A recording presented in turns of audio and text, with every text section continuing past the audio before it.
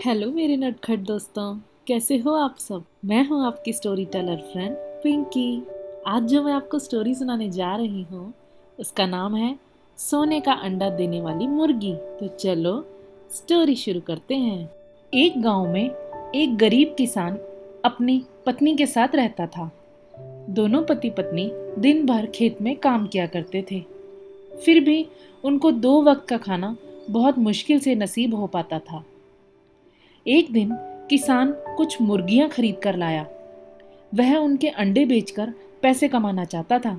उन मुर्गियों में से एक मुर्गी अद्भुत थी। वो रोज सोने का एक अंडा दिया करती थी।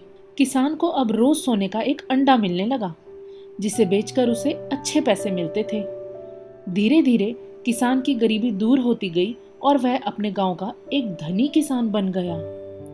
किसान अपने जीवन में संतुष्ट था, लेकिन उसकी पत्नी को और पैसों का लालच था। एक दिन वह किसान के पास गई और बोली, कब तक हम एक एक अंडा बेचकर थोड़े थोड़े पैसे कमाते रहेंगे?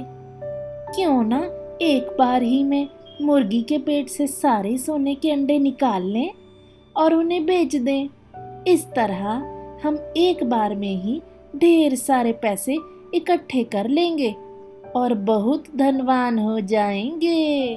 किसान को अपनी पत्नी की बात जच गई। वो एक बड़ा सा चाकू लेकर मुर्गियों के कमरे में गया और फिर वहां जाकर उसने सोने का अंडा देने वाली मुर्गी का पेट उस चाकू से चीर डाला। लेकिन ये क्या?